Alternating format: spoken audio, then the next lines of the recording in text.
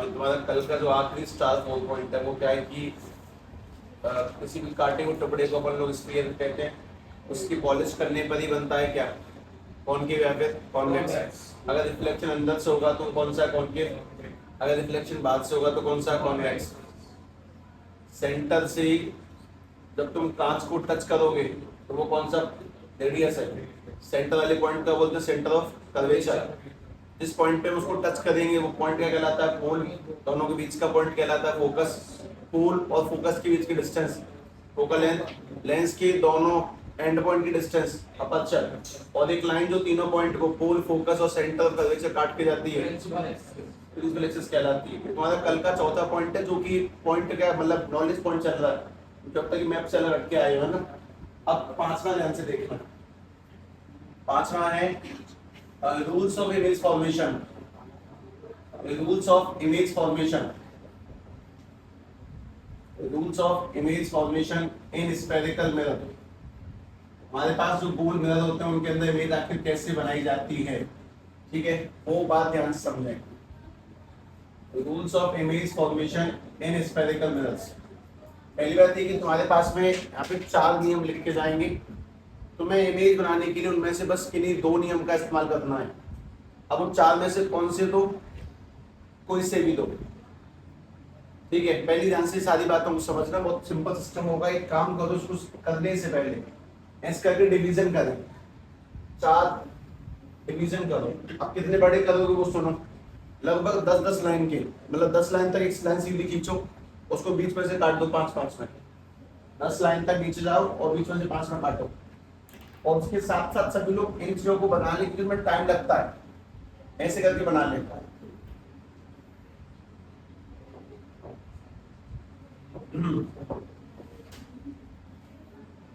Concave mirror बना बहुत सारे, मतलब 4 बनाने लगातार। और ध्यान से इस कहानी को देखना, क्योंकि इसके बाद में तुम लोग बहुत सारे पॉइंटों को समझोगे, क्योंकि बहुत इंपोर्टेंट डिस्कशन है।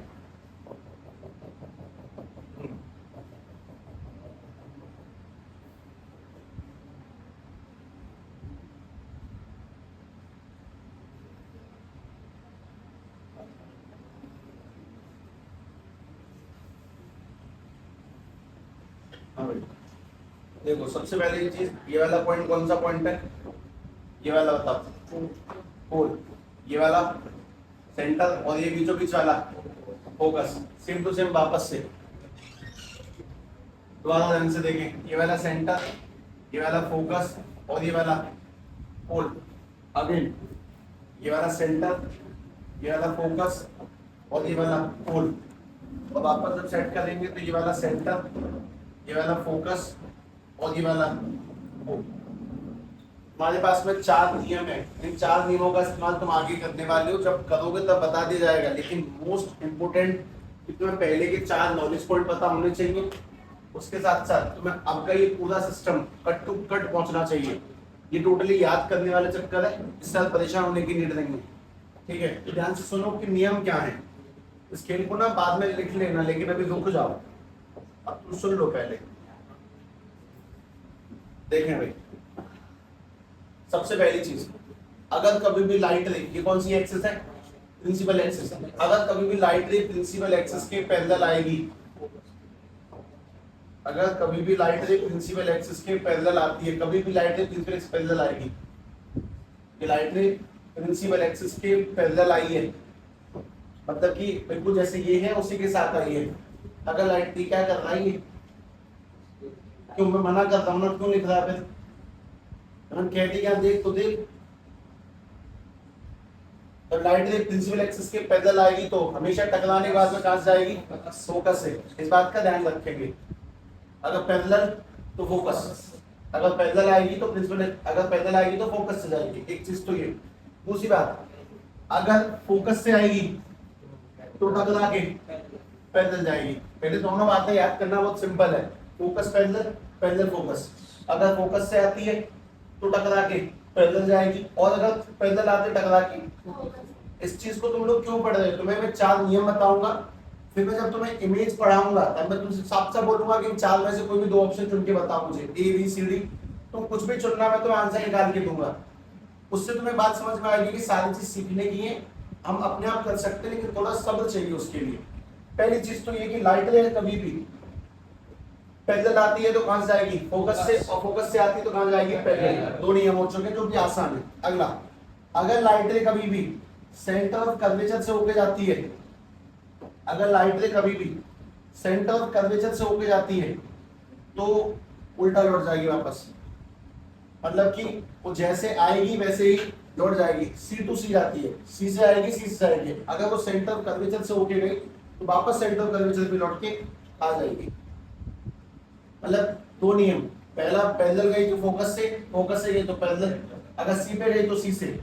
और अगला जो पॉइंट है वो काफी सिंपल है, वो पॉइंट है सिंपल सा ये कि अगर लाइट रे पोल पे आती है तो जिस एंगल पे आएगी वो उसी एंगल पे रिफ्लेक्ट करके चली जाएगी।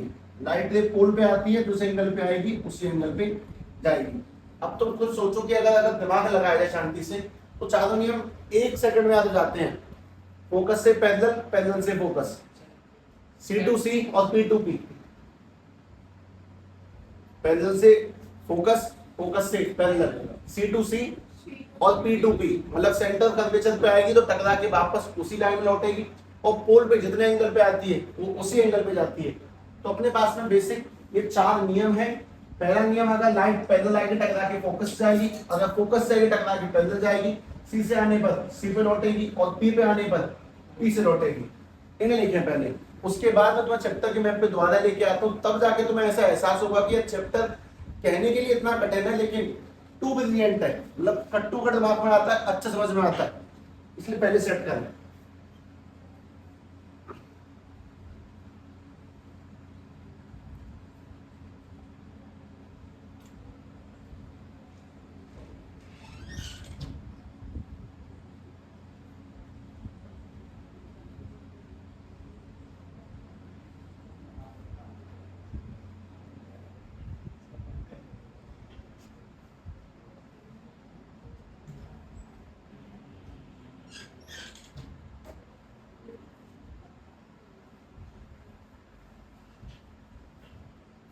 दिमाग में ना शब्द गूंजते रहते हैं अक्सर, इसलिए याददाश्त करने की ताकत अच्छी हो जाती है।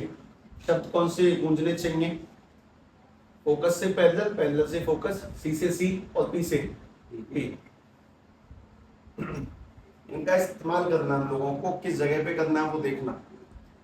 लोगों ने अभी तक एक केस पढ़ा है जहाँ पे तुम प्लेन मिरर के द्वारा इमेज बनाना सीख चुके हो।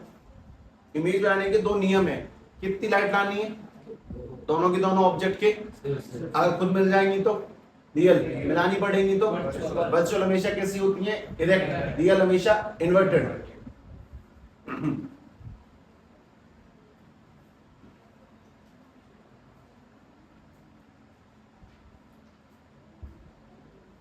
नेक्स्ट वाला लेट नहीं कर रहा था, तू पहले ही कर दिया था, शायद कल ही कर दिया था।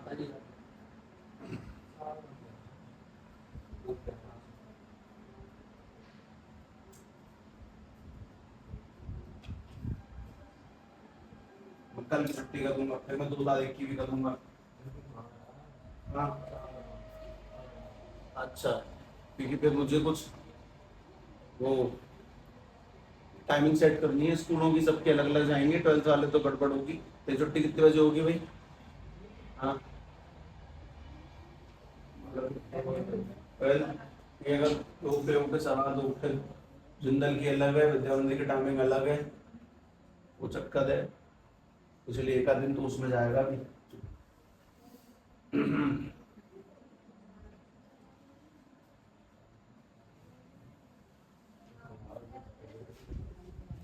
और पहले मुश्किल है वो, उनका ही होगा पहले तो। नंदगांव, लाड़पुर, बड़ोकर, वहां से लेट करेंगे, दिक्कत हो जाती है लोगों के लिए।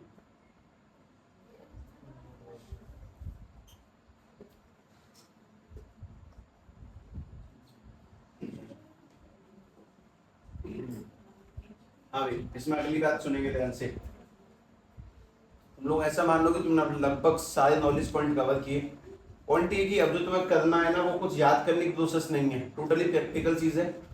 लेकिन वो सारी की सारी प्रैक्टिकल चीज तुम बस तभी कर सकते हो तुम्हें समझाई जाएगी सामने से। अगर तुम्हें वो बात समझाई नहीं जाती है तुम कर नहीं पाओगे। तो अब जो चीज मैं सिखाऊंगा वो मुझे लगभग 2 बार सिखानी है तुम्हें, तब जाके मैं तुमसे एक बार कहूंगा कि नकल करके कर लो, पर कर लेना, ठीक है। ध्यान से बात सुनो। हम लोग पहले चैप्टर के मैप पे चलते हैं। मैंने तुम्हें अभी तक क्या पढ़ाया, मुझे तुम्हें क्या पढ़ाना है, ध्यान से देखें। हम लोगों ने कल तक एक काम कवर किया था, हमने प्लेन मिरर को देखा था, उसकी इमेज फॉर्मेशन की थी और उसके यूज नहीं लिखे थे। तुम बताओगे प्लेन मिरर के यूज क्या होते हैं? Shaving cream, side view mirror के लिए, उसमें साइड व्यू तो नहीं लगाएंगे वैसे, साइड व्यू तो वो वाला इस्तेमाल होता है। शेविंग क्रीम खुद के फेस वेस में और उसमें ब्यूटी वगैरह में सब में लगा सकते, कोई पूछता नहीं इसके यूज कौन पूछेगा, क्यों पूछेगा, ठीक है। अपन लोगों को अब क्या पढ़ना वो सुनो। हम लोग अब किसके बारे में पढ़ेंगे?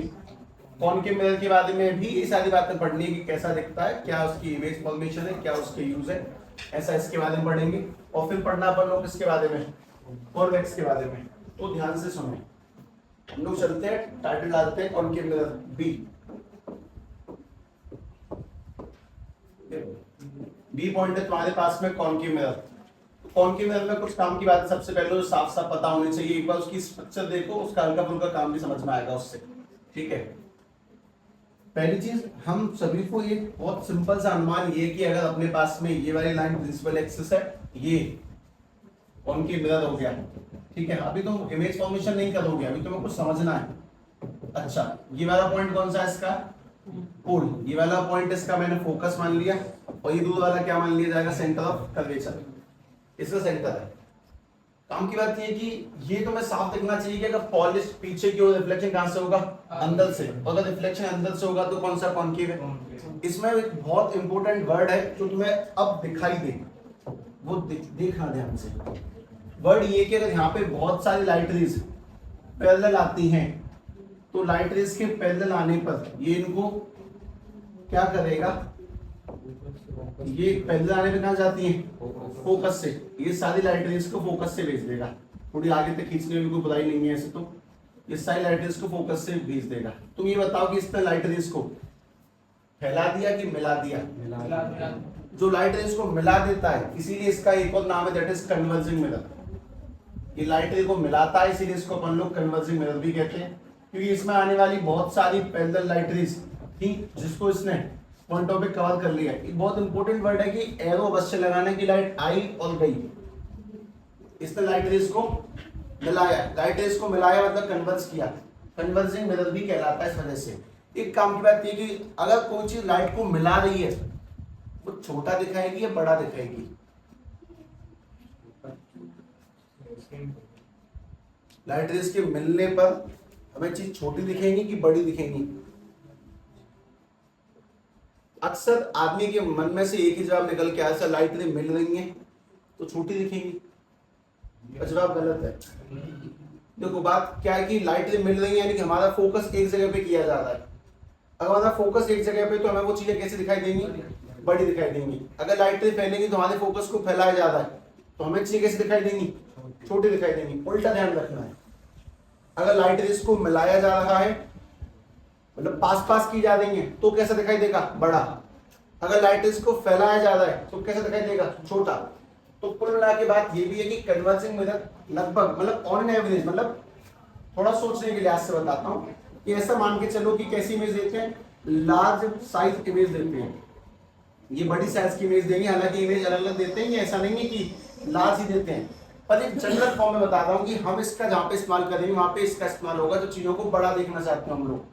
तो कन्वर्जिंग मिरर लाइट को मिलाते हैं इसलिए बड़ी साइज की इमेज है। इसलिए मैं तुमसे पहले इसके यूज लिखवाता हूँ। मैं कहीं पे शीशे देखें तो बड़े देखने के लिए इस्तेमाल होते हो। सबसे पहले डेंटिस्ट, उनके पास शीशा होता है वो छोटा सा डंडी में लगा हुआ, तो दांतों में लगा के देखते हैं। तो में से किसी ने दांत में दिखवाए कभी अपने ऑपरेशन करवाए दांतों का? डेंटिस्ट के पास में कभी ऐड में देखा होगा, बहुत से कॉलगेट वॉलगेट के ऐड में भी आ जाता है। डेंटिस्ट के पास में शीशा होता है, वो उससे दांतों को देखते हैं। अब उसके अंदर मुंह अपनी आंखें तो डालेगा नहीं निकाल के, ठीक है। वो मिरर को ही यूज करेंगे जिससे कि जूम करके बड़ा देखा जाता है।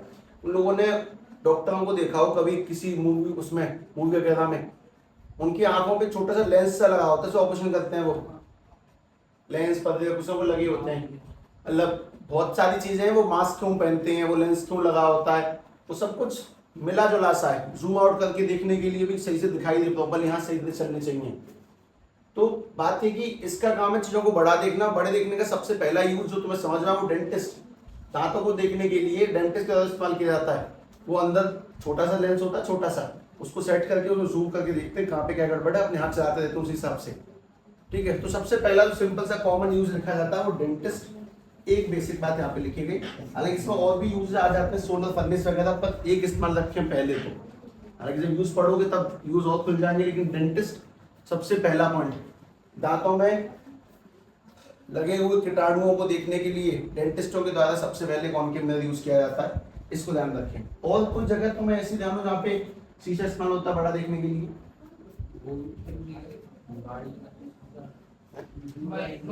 वो अलग है, वो अलग है, वो लेंस है।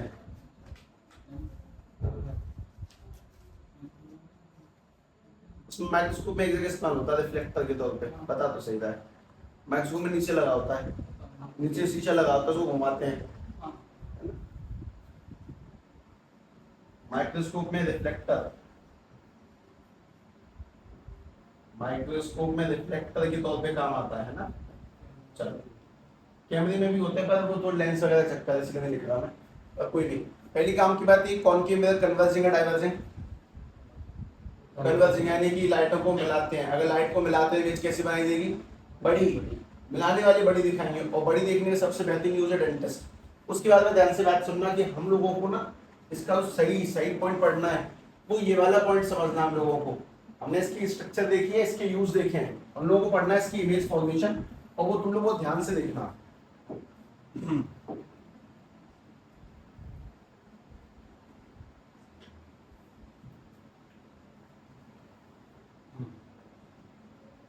अब इस खेल को पढ़ने से पहले एक बार बढ़िया से पेंसिल पर आ जाए। इमेज फॉर्मेशन हमारे पास में कॉनकेव मिरर में इमेज फॉर्मेशन करने के लिए, image formation by concave mirror, इसमें टोटल 6 केस हैं। Image formation by concave mirror में टोटल 6 केस हैं, 6 केस हैं और 6 ही आंसर होंगे। अब वो 6 केस कौन से सभी लोग वो ध्यान से सुने। इन सभी 6 केस में तुम्हें क्या बनाना होता है? डीएनएस। और ये सब कुछ तुम अभी नहीं सीखोगे, थोड़ा टाइम लगेगा, लेकिन परफेक्ट सीखोगे एकदम। टाइम मतलब कुछ 10-5 मिनट लग जाएंगे। देखिए तुम्हारे पास में ये 6 केस कौन से, पहले ये पहचान लो। ये वाला कौन सा पॉइंट है? फोकस। ये वाला होगा, अच्छा फोकस पहले लिख दिया, ये सेंटर, ये फोकस, और ये वाला कौन सा? पोल। तो 6 केस में से तुम्हें जो केस समझने हैं पहले उन्हें देखना। 6 केस है टोटल। 6 केस कौन से हैं? केस नंबर दूसरा है जब ऑब्जेक्ट सी के पीछे होगा, जब ऑब्जेक्ट सी के पीछे वो दूसरा केस है। केस नंबर तीसरा, एक एक कदम आगे चलो, एक एक कदम आगे चलो। तीसरा केस कौन सा है?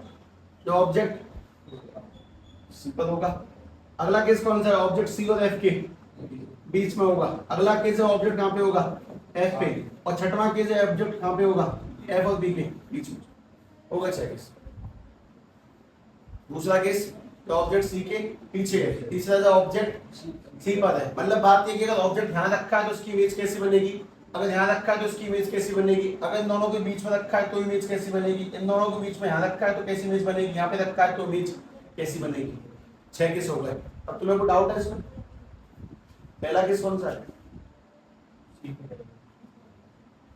सी से पहले ले लिया मैंने। देखो ऑब्जेक्ट पास आता जा रहा है, मतलब कि ये तो है दूर, सी से पीछे है, फिर पास आया, फिर पास आया, फिर पास आया, फिर पास आया। पहला केस है बहुत दूर, और पहला केस होता है बहुत दूर यानी कि इन्फिनिटी। अब इन्फिनिटी वाले केस को तुम एट द एंड जाके पढ़ोगे, बिल्कुल अंत में जाके इन्फिनिटी पे। लेकिन एक बात समझे, इन्फिनिटी का मतलब टोटली वैसा नहीं है जो हम सोचते हैं, अनंत नहीं है। कुछ ऐसा है जो रेंज से बाहर हो। जैसे कि तुम लोग ऐसा मान के चलो कि तुमने एक शीशा लिया, यहाँ से आके बाईपास पे रख दिया, बाईपास पे, और तुम यहाँ खड़े होकर उसमें अपनी शक्ल देखना चाहते हो। तुम बाईपास पे रख के शीशे में अपनी शक्ल देख लो, उसके लिए तुम इनफिनाइट हो। उस शीशे के लिए तुम अनंत दूरी पर हो, वो तुम्हें उसमें नहीं दिखा सकता, उसकी पॉसिबिलिटी खत्म हो जाती है जब डिस्टेंस बहुत ज्यादा हो गया, यानी कि इनफिनाइट हो गया। कुछ ऐसी बात को समझने की कोशिश करें, जैसे किसी छोटे से बैक्टीरिया के लिए ये दीवार यूनिवर्स है, कभी जीवन में पार नहीं कर पाएगा वो उसको, तो वो इनफिनाइट है। जैसे किसी मच्छर के लिए हमारी कॉलोनी, अब वो बात अलग है कि पाल कर जाए भगवान जाने, लेकिन उसके लिए ब्रह्मांड यही है, वो यहीं पे पैदा होगा, यहीं पे जिएगा, यहीं पे मर जाएगा। तो इन्फिनाइट इज नॉट वैसा जैसा हम लोग सोचते हैं कि सब इसकी कोई सीमा ही नहीं हो, वैसा नहीं है। जो हमारी पहुंच से बात है वो हमारी लिए सीमित हो गया। क्या ध्यान से बात समझे। अपने पास में दूसरा केस कौन सा है, सी के पीछे। अगला केस कौन सा है, अगला केस सी और एफ के बीच में, अगला एफ पे और अगला एफ और पी के बीच में। तो मैं इन सभी केस में करना क्या है, तो मैं इन सभी केसेस में यहाँ पे ये ऑब्जेक्ट रखे हुए हैं, तुम्हें बनानी है इमेज। कैसी बनेगी, कहाँ बनेगी और किस साइज की बनेगी, डिस्टेंस क्या होगा, नेचर क्या होगा और उसका साइज क्या होगा। तो मैं ये ऑब्जेक्ट रखे हुए मिले, अब मुझे इमेज समझानी है। लेकिन मैं तुम्हें बात बता देता हूँ, आंसर बहुत सिंपल है इसके। आंसर लिखता हूँ, देखना इसका पहला आंसर यहाँ होगा, हालांकि पहला मैंने लिखा नहीं है तो आंसर दूसरे लिखना स्टार्ट करता हूँ। इसका दूसरा आंसर, तीसरा आंसर, चौथा आंसर, पांचवा आंसर। जैसे पहला आंसर ये होगा, आंसर भी सेट है। जैसे कि ऑब्जेक्ट आगे चलते चला जाएगा तो आंसर पीछे आते चले जाएंगे। पहला आंसर एफ पे होगा, अगला आंसर सी और एफ के बीच में होगा, अगला आंसर सी पर होगा, उससे अगला आंसर सी के पीछे होगा, उससे अगला आंसर बहुत दूर होगा।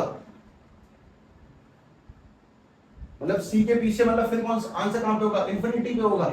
पर कोई बात नहीं, मैं तुम्हें ये आंसर वाले सिस्टम को नहीं समझाऊंगा क्योंकि फिर चीज ज्यादा लोड हो जाती है। कोई बात नहीं, ठीक है, ध्यान से बात सुने।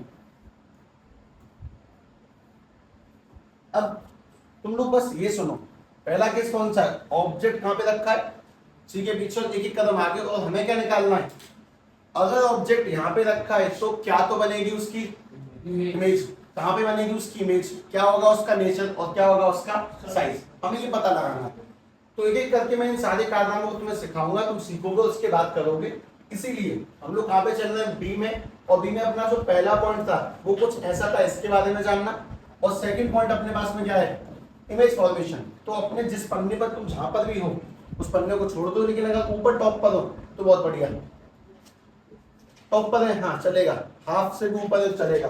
ध्यान से बात सुनो, सबसे पहले टॉपिक का नाम डाल दें, image formation by concave mirror.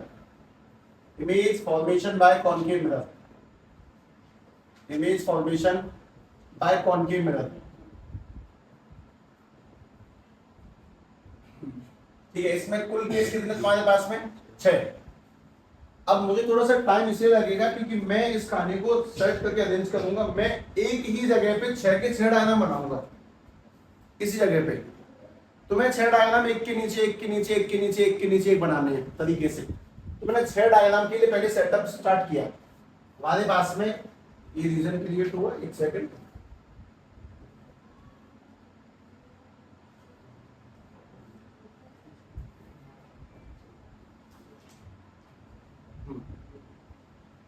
ठीक है भाई, ऐसे करके 6 जगह पे डायग्राम बना दो। तुम 6 वो बना लो मिरर इस तरह से।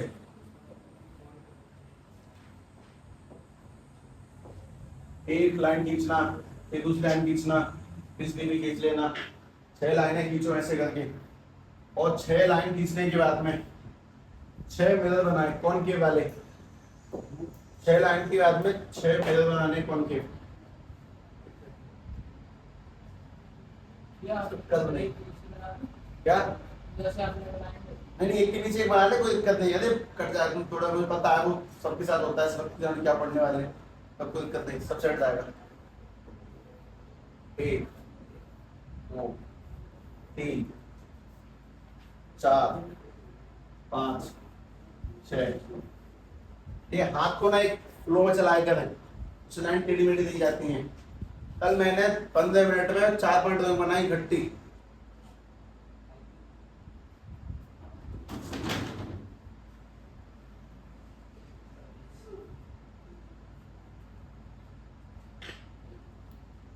एक तो ही बनाई, अब तो मानोगे 5 मिनट बना दी।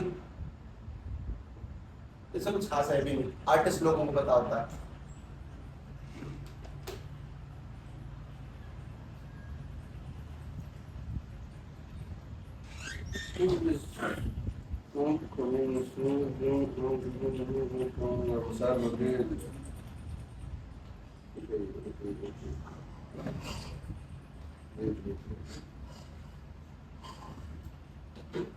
इसलिए अपने हाथों के ना फ्लो को बना के रखें,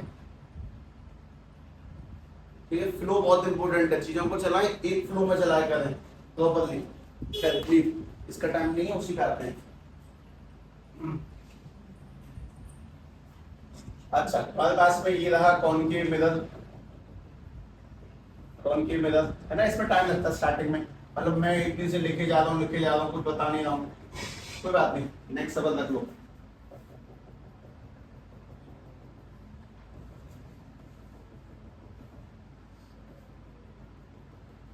अच्छा, अगला पॉइंट, ये वाला पॉइंट कौन सा है? ये वाला पॉइंट, ये वाला पोल। पोल्स के बाद में अगला फोकस से अगला सेंटर ऑफ कर्वेचर। दोबारा से ऐसे करके सारे लेवल कर लो। पोल, फोकस, सेंटर ऑफ कर्वेचर। मैं तुमसे इसलिए करवा रहा हूँ क्योंकि फिर मैं तुम्हें लिखने का टाइम नहीं दूंगा, फिर तुम बस देखना ही देखना है, तो बस आराम से बोर्ड पे देखने 6 के 6 सारे केस। इस वजह से ये वाला दोबारा से पोल, फोकस, सेंटर ऑफ कर्वेचर। वापस एक बात और ध्यान रखें, हमेशा चैप्टर में ये पता लगा के रखा करें कि चैप्टर किस लहजे से आगे बढ़ना चाहिए, कुछ भी ऊटपटांग नहीं होना चाहिए। तो पता हो कि मेरा टॉपिक क्या है, चैप्टर कहाँ चल रहा है, कब खत्म होगा, हमेशा, वरना धज्जियां उड़ जाती हैं।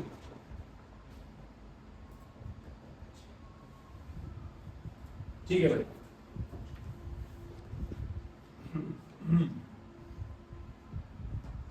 अब एक पहला केस तो मैं ऊपर नंबरिंग और दे देता हूँ, इसके अंदर रुक जाओ।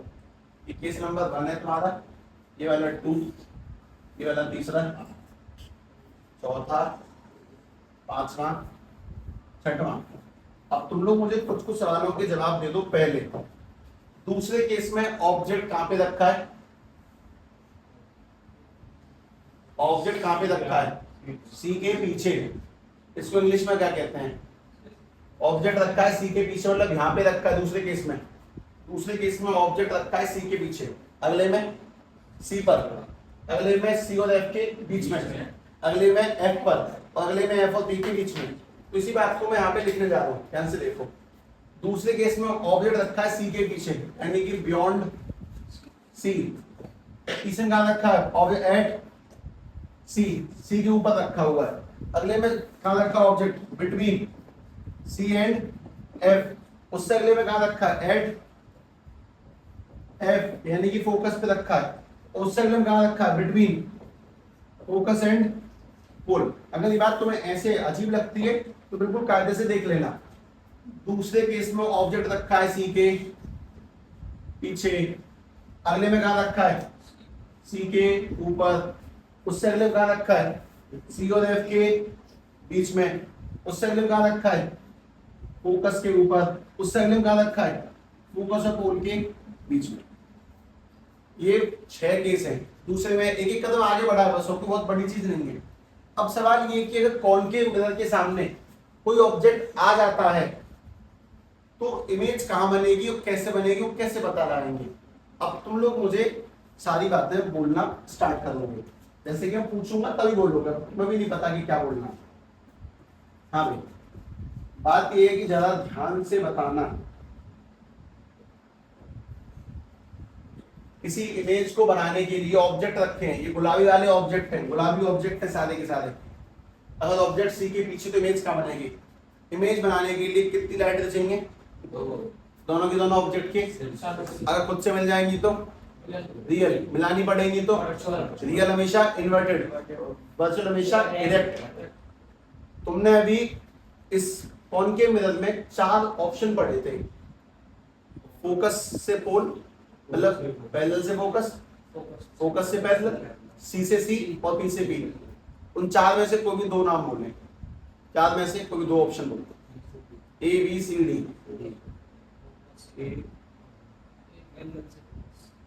ए बी सी डी, ए और बोलो, कोई सा ही बोल दो, कोई सा भी चलेगा। चलो पहले ये लगा लेते हैं, देखना। मैं ए क्या चीज है? लाइट पैरेलल जानी चाहिए और टकरा कहां से आ जाएगी? फोकस से। तो मैं लाइट को पहली एक बात ये भी ध्यान रखूंगा, मुझे इमेज बनाने के लिए कितनी लाइट चाहिए? दोनों की दोनों सिर से। तो मैंने पहले भेजा लाइट पैरेलल, जब वो पैरेलल जाएगी तो टकरा कहां से आ जाएगी? फोकस से टकरा के वापस आएगी। मैंने कुछ भी रटा हुआ नहीं करा है, वो सीधी बात है कि हम पैदल जाएंगे फोकस से आएगी। और बोलो, तुमने अपने 4 ऑप्शन में से, तुम्हारे पास ये जो 4 ऑप्शन थे, इन 4 में से एक ऑप्शन का इस्तेमाल कर दिया पैरेलल फोकस। अब इनमें से किसी एक को बोलो फोकस पैरेलल। ठीक है, ठीक है। दूसरा ऑप्शन भाई कोई चाहे तो बदल दे, मतलब कोई दिक्कत नहीं है, ठीक है एकदम। अगर हाँ गुजरात में सिर से ही है, लेकिन तुम इसके लाइट को ऐसे डालोगे कि इसके सिर से होते हुए फोकस से जाएगी, इस तरह से सिर से होते हुए फोकस पे जानी चाहिए। ठीक है, ध्यान से, सिर से होते हुए फोकस पे, सिर से होते हुए फोकस पे आएगी। और टकरा कहां जाएगी फिर बताओ? पैरेलल, ये टकरा के पैरेलल में। अब तुम ये बताओ कि टकरा के आने वाली दोनों लाइट खुद से मिल गई कि मिलानी पड़ी? टकरा के आने 2 लाइट कौन सी है? ये नहीं, ये वाली टकरा के आ रही है, तो नीचे जा रही है जो, और एक ये वाली टकरा के आ रही है। दोनों लाइटें कहां मिली? अपने आप ही इस जगह पर मिली अपने आप। मतलब एक लाइट यूं गई टकरा के नीचे आ रही, एक तो ये वाली लाइन जो टकरा के नीचे आती है, ये वाली लाइन देखो जो टकरा के नीचे जा रही है, और एक ये जो टकरा के नीचे जा रही है, ये वाली, दोनों टकरा के खुद से मिल गई, तो ये वाली तुम्हारी इमेज। अब तुम्हारा इस इमेज के बारे में कुछ उत्तरों का हिसाब किताब और बाकी रह गया, उसे और निकलवा लो बस ध्यान से। जैसे सबसे पहली काम की चीज जब बताइए कि इमेज कहां बन रही है, इमेज का नेचर कैसा है और इमेज का साइज कैसा है, ये बताओ। ये जो इमेज बनी है, नीचे जो इमेज बनी है, वो किस किस पॉइंट के बीच बन रही है? सी और एफ के बीच में। तो ये बन रही है बिटवीन सी एंड एफ के बीच में। एक काम की बात बताओ, तुमने लाइटें मिलाई कि खुद से मिल गई? तो इमेज रियल है कि वर्चुअल? अच्छा रियल है, तो रियल वाली हमेशा कैसी होती है? इन्वर्टेड। Real and inverted. और इन्वर्टेड होने का मतलब भी समझो, ऑब्जेक्ट ऊपर है और इमेज कहां पे है? नीचे है। अगर तुम कॉनकेव मिरर के सामने सेंटर से दूर खड़े हो जाते हो तो तुम उल्टे दिखोगे। अगर तुम्हारे पैर नीचे सिर ऊपर है तुम उल्टे दिखोगे, तुम्हारे सिर नीचे और पांव ऊपर दिखाई देंगे। अच्छा इसका साइज भी देखो, ऑब्जेक्ट का साइज पिंक कलर का है, यहां से लेके यहां तक इतना, और इमेज का साइज इतना, छोटा कि बड़ा? यानी कि स्मॉलर देन ऑब्जेक्ट। इसका साइज है स्मॉलर देन ऑब्जेक्ट, इस तरह से। अब ये काम तुम जीवन में कितनी बार कर चुके आज से पहले? पहली बार ही पढ़ रहे हो ना, तो कोई दिक्कत नहीं है। पहले ध्यान से कंसेप्ट को सुने समझे, फिर दोबारा करवाना मुझ पे, तब एक अच्छा फ्लो पैदा होता। अभी भी समझना है, लेकिन ऐसा नहीं कि दोबारा के लिए, ध्यान से सुनते रहो बस शांति से। अगले पॉइंट को बताएंगे। बता, इसमें ऑब्जेक्ट कहां पे रखा है? सी पे। तुम्हें क्या पता लगाना है? इमेज कहां बनेगी, उसका नेचर क्या होगा, उसका साइज क्या होगा। उन 4 में से दोबारा कोई ऑप्शन बोलो। कितने बोलने हैं? कितने बोलने हैं? 2। क्योंकि लाइट इमेज बनाने के लिए कम से कम 2 लाइटें चाहिए, दोनों के दोनों सेल्स चाहिए। बोलो कोई 2 ऑप्शन बोलो। सी क्या है बता? अगर सी से जाएगी तो सिर से कैसे भेजूंगा? आपने सी पे जो ऑब्जेक्ट रखा है, सी पे भेजता हूं तो गड़बड़ी, छोड़ो फिर, क्यों कर रहे हैं काम, मत करो। सी पे ऑब्जेक्ट रखा है, पी से बी कर दो। पी से बी में कोई बुराई नहीं, ठीक है, पी से बी में कोई बुराई नहीं है। लाइट पैरेलल जाएगी, सिर से जा रही है, देख लो लाइट उसके सिर से जानी चाहिए, ठीक है। अरे तो मुझे काट दो, वैसे मैं अपने हाथ से सुना।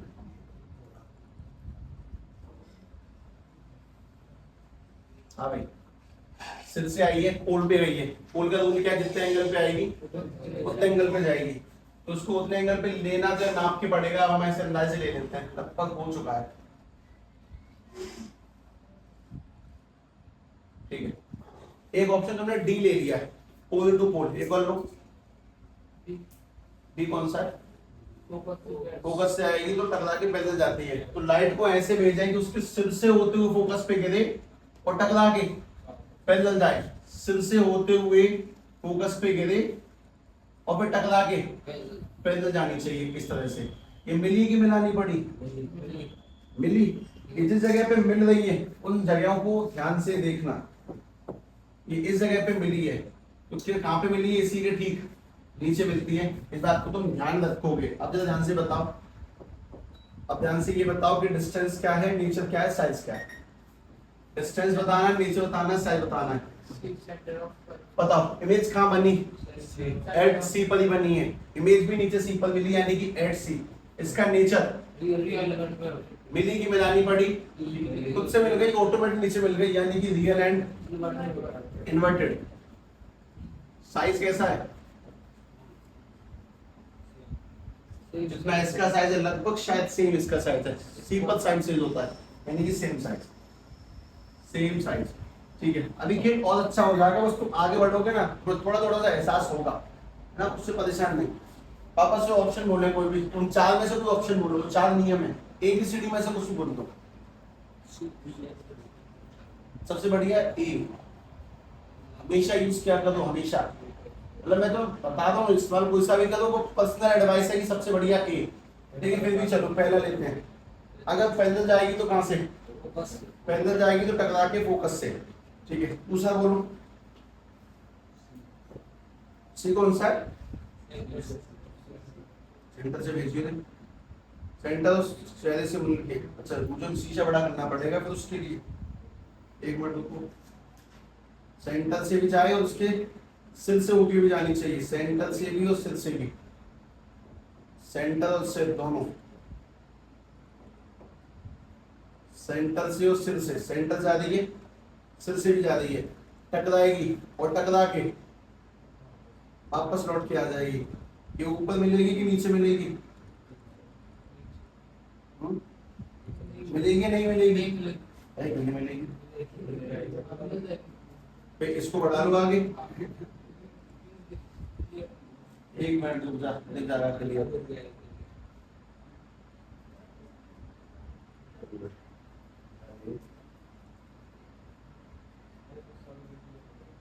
हाँ भाई,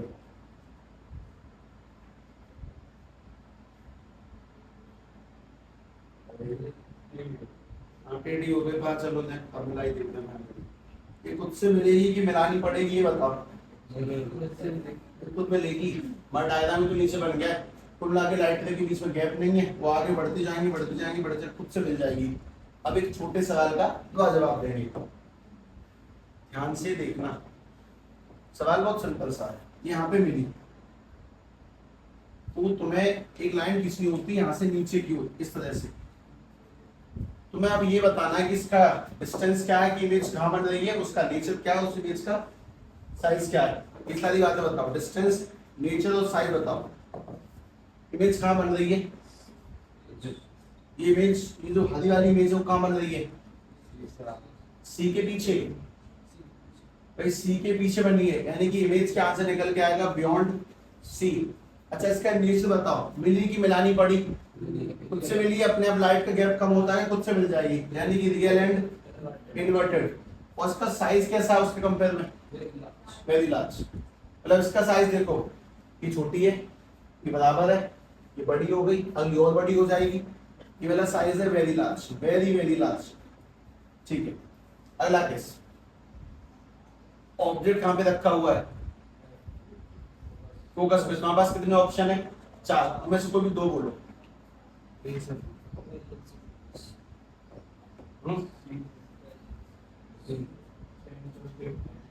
सा बोल दो, कुछ कोई सा बोलो भाई ऑप्शन। सी, ठीक है, सी लो।